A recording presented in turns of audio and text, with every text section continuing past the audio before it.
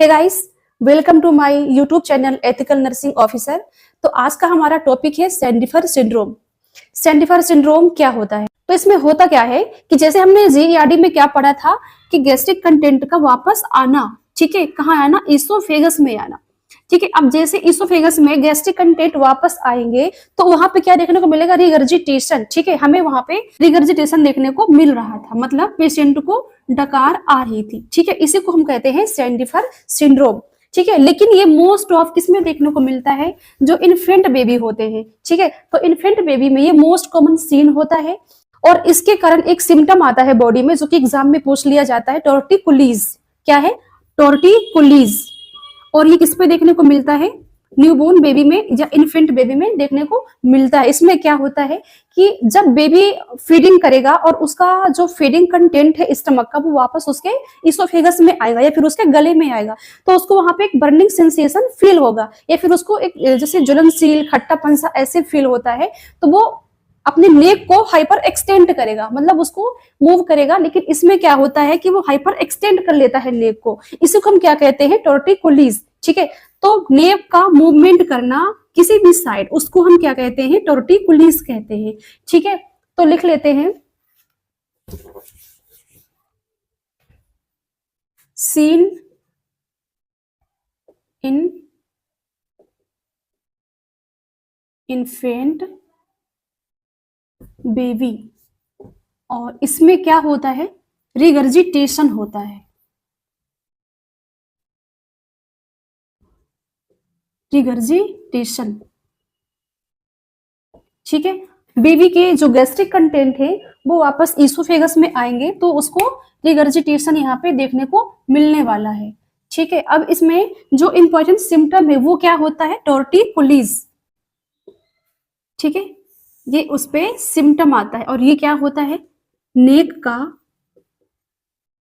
Any side movement होना, ठीक है। पर इसमें बेबी क्या करता है? बेबी इसमें नेक को हाइपर एक्सटेंड कर लेता है, ठीक है, मतलब पीछे की तरफ घुमा लेता है,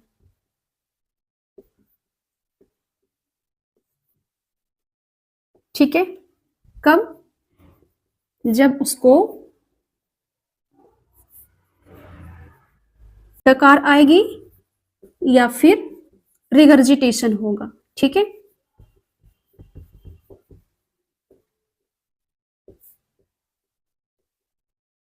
ये होता है टॉर्टिकुलिज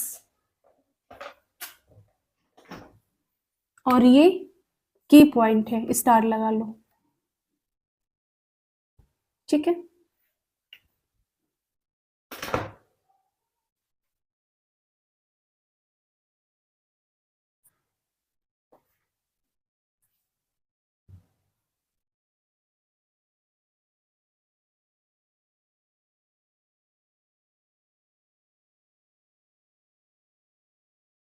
ठीक हो गया। अब देख लेते हैं इसके डायग्नोस्टिक टेस्ट के बारे में कि कैसे हम पता करेंगे कि बेबी के नेक का जो हाइपर एक्सटेंट मूवमेंट हो रहा है वो क्यों हो रहा है। तो इसके लिए हम सबसे पहले क्या करेंगे? डायग्नोस्टिक टेस्ट में क्या करने वाले हैं कि सबसे पहले हम करेंगे एंडोस्कोपी, ठीक है। एंडोस्कोपी, और ये क्या है? कंफर्मेटिव टेस्ट है, ठीक है। ये है कंफर्मेटिव।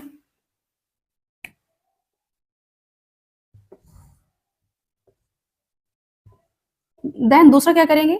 इसोफेगस पीएच मॉनिटरिंग,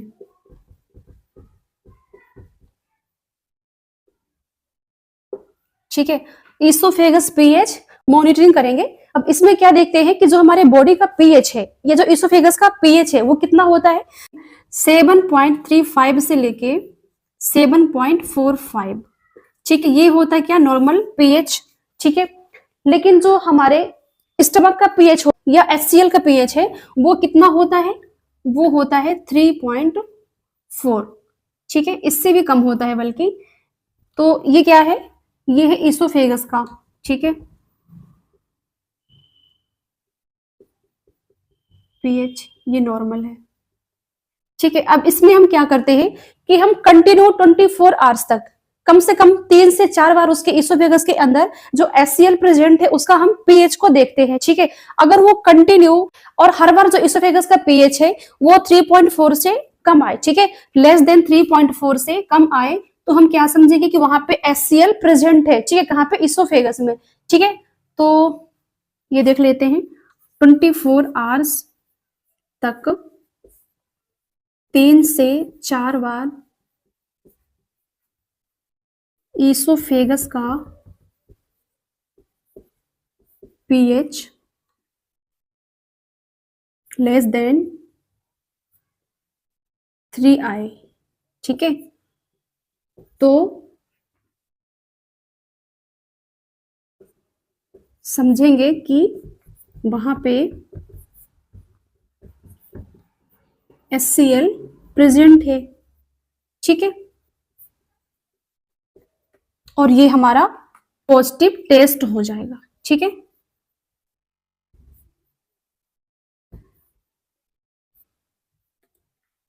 ठीक है, ये लिख लो।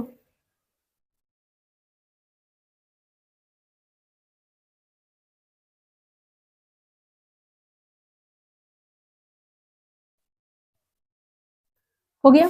और एक चीज और इस पे कि ये हम देखते कहाँ पे है कि जो कार्डियक स्फिंक्टर होता है ना वहां से 5 सेंटीमीटर एवॉब, ठीक है, वहां पे हम इसको देखते हैं। ठीक है, तो लिख लेते हैं कार्डियक स्फिंक्टर से 5 सेंटीमीटर एवॉब। ठीक है,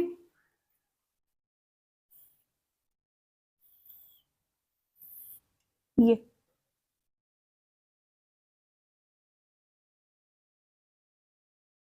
हो गया। अब देख लेते हैं इसके मैनेजमेंट के बारे में। तो सबसे पहले क्या करेंगे? Medical management. मेडिकल मैनेजमेंट में हम क्या करेंगे? पेशेंट को हम देंगे H2 ब्लॉकर। ठीक है, H2 ब्लॉकर देंगे, जैसे कि रेनिटिडीन हुआ,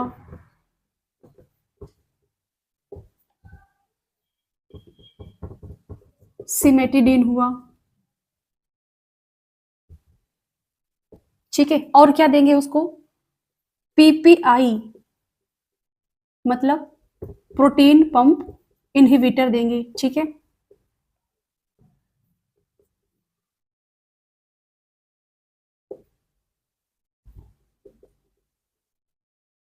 लाइक दिस कौन कौन सी हैं? Pantoprazole, omeprazole etcetera. ठीक है, जहां पे भी जोल जोल आता है ना वो सारी क्या है? PPI में आती। ठीक है, ये हम उसको दे दिए।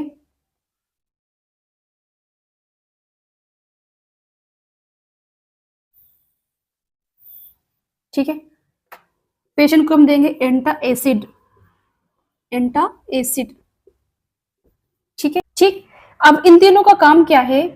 ये क्या करेंगे कि ये HCl को बनने से रोकेंगे। ठीक है, प्रिवेंट करेंगे। और दूसरा क्या करेंगे कि ऊपर आने से भी उसको रोकेंगे। ठीक है, ऊपर मतलब इसोफेगस में आने से उसको रोकेंगे। ठीक है, ये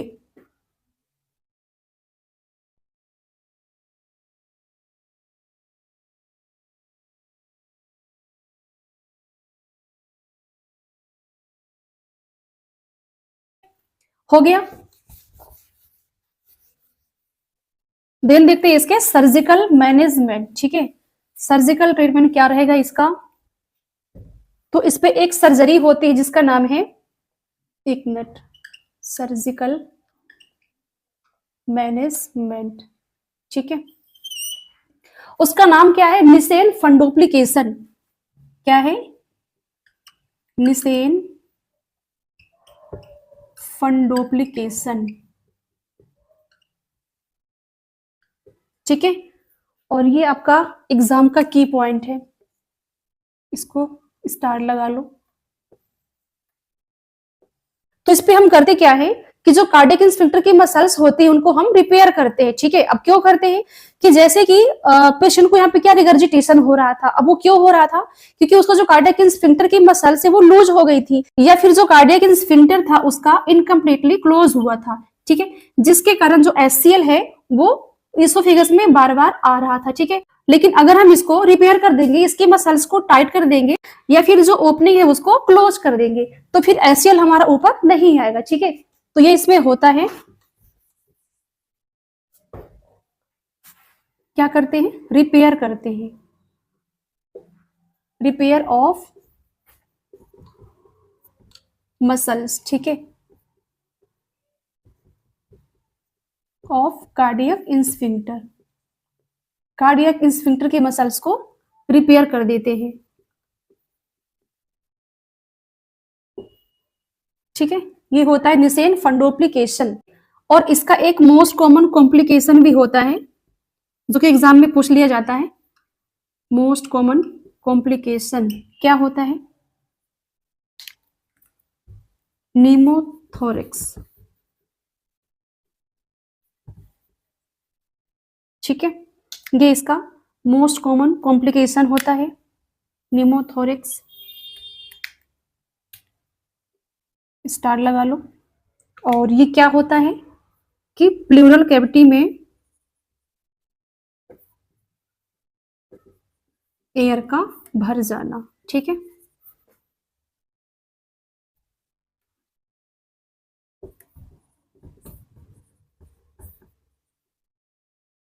ठीक है, क्योंकि जो इसोफेगस है ना वो अटैच रहता है कहां से, लंग्स से। और ये क्यों होगा कि जब हम पेशेंट की सर्जरी करेंगे तो उसके लंग्स में छेद हो सकता है और वहां के एयर निकल के उसके कैविटी में आके इकट्ठा हो सकती है। ठीक है, तो एक मिनट, सर्जरी करते समय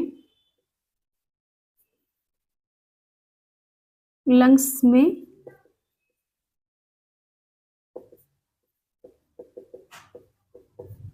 छेद हो सकता है और वहां की एयर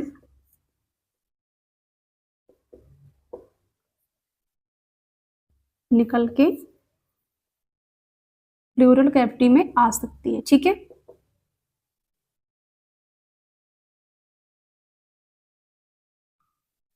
जिससे क्या होगा, न्यूमोथोरेक्स हो सकता है। ठीक है, ये इसका कॉम्प्लिकेशन है।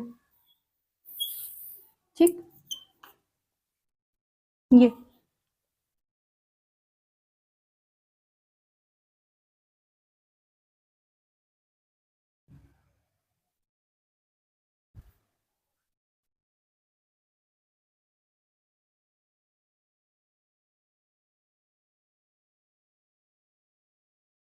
हो गया। अब इसकी डाइट के बारे में देख लेते हैं कि हम पेशेंट को इसमें डाइट कौन सी देने वाले हैं। ठीक है, तो डाइट में क्या करेंगे कि जितने भी गैस्ट्रिक इरिटेंट हैं उनको हम स्टॉप करेंगे, स्टॉप गैस्ट्रिक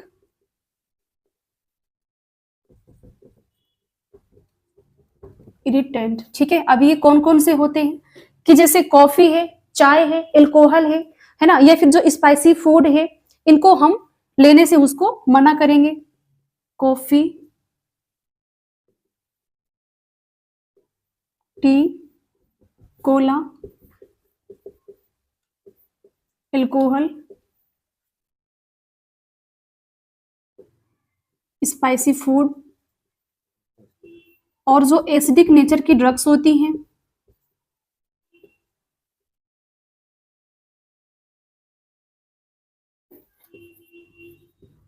लाइक दिस, जैसे कि मेटफॉर्मिन हो गई, है ना, और एस्पिरिन हो गई। ये क्या करती है, एसिड को बढ़ाने का काम करती है। ठीक है, तो इनको हम स्टॉप करेंगे। फिर क्या करेंगे, उसकी डाइट में प्रोटीन की मात्रा बढ़ाएंगे, इंक्रीज करेंगे। क्यों, क्योंकि जब बार बार एसिड ऊपर आएगा गले में तो उसके वहां पे अल्सर होने के चांस रहेंगे। ठीक है, तो उसके अल्सर को क्या करेगा, ये हील करेगा। ठीक है, मतलब ये वुंड हीलिंग करेगा।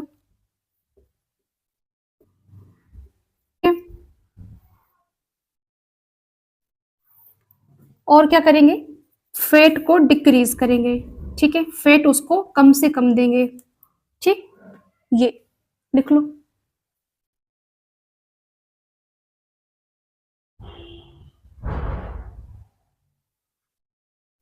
हो गया? तो ठीक है, आज के लिए इतना ही काफी। और कल हम पढ़ेंगे गैस्ट्रिक अल्सर या पेप्टिक अल्सर। ठीक है।